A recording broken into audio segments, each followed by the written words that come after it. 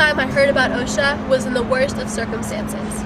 My dad was in critical condition in the hospital, and a doctor took out a PICC line without replacing it and left it dripping blood on the floor. Once a nurse came in and saw what happened, she said it was a major OSHA violation. I didn't know then, but now I know that OSHA is the Occupational Safety and Health Administration under the Department of Labor. From that moment on, I've realized how much OSHA truly affects every aspect of my everyday life. What's your mandate? To save lives, to keep people from being hurt, work with employers and employees, try to reduce the injuries and illnesses that occur on the job. Last February, I attended the Young Workers Leadership Academy at UCLA and was reintroduced to OSHA.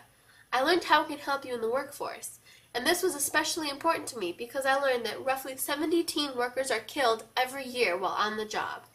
Safety is very important, and we make sure that our employees know how the proper way to lift boxes, use safety cutters, making sure that ladders are safe when they go on a ladder. They make sure that it's sturdy, and if it's shaking, they're not allowed to get on the ladder, and they're supposed to notify management right away. Also, when new hires come aboard, we have safety modules that they go through to make sure they know what proper safety is. And if you're under 18, you're not allowed to use our baler, which crushes our boxes. Also, we have a Big Joe in the back, which moves pallets around, and they're not allowed to use that if they're under age 18.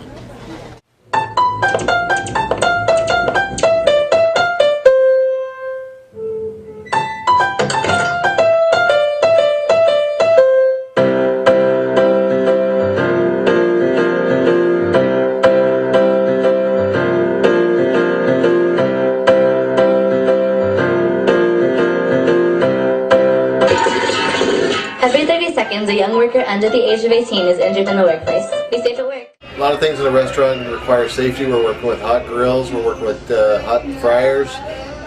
The floors are always a very important thing.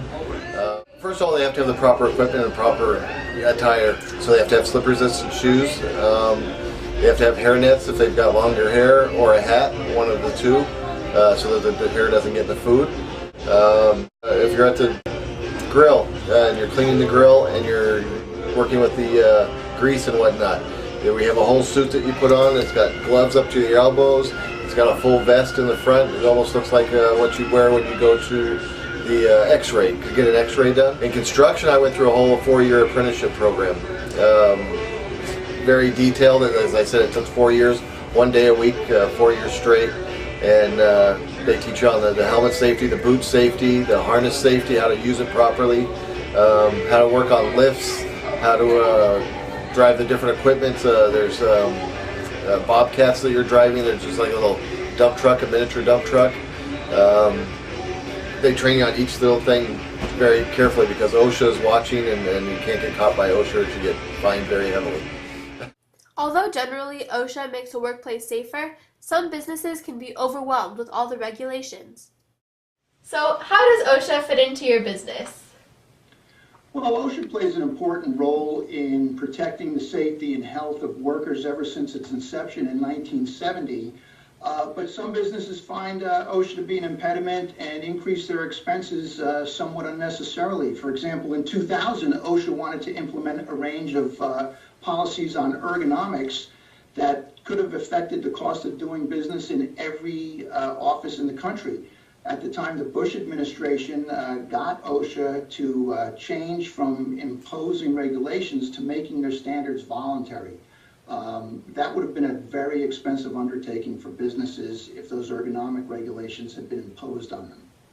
Go and visit the workplace, we talk to employees, we look at the programs they have in place, we review not only the records, but we ask employees, are the records accurate? So you can get recognition from OSHA as being an excellent workplace, but more important than that to us is that if there are injuries, they be recorded properly. OSHA suggestions aren't just for the workplace, they're for hobbies too.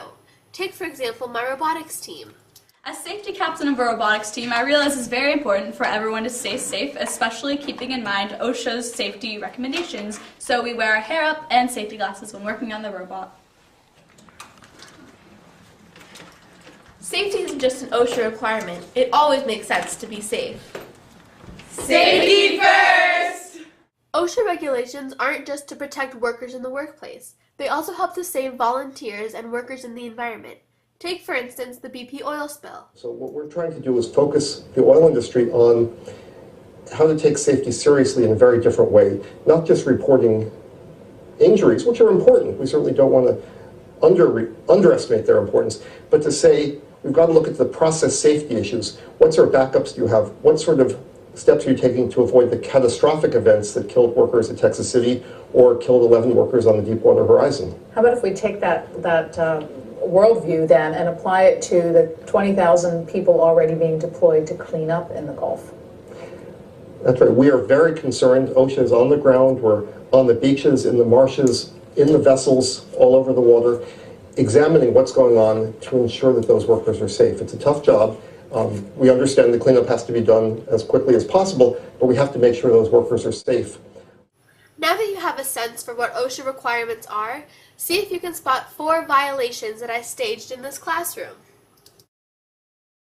First of all, there are so many things covering the emergency exit, you can't even see the sign. Cords should never be left out in the open. They're the easiest thing to trip on. Having too many things on a shelf can easily create a domino effect and end up hurting you. You can't see every safety hazard, but you should always check for dangerous chemicals hiding out, especially in a classroom. If you have any questions about health and safety regulations, visit OSHA's website under the Department of Labor at www.osha.gov.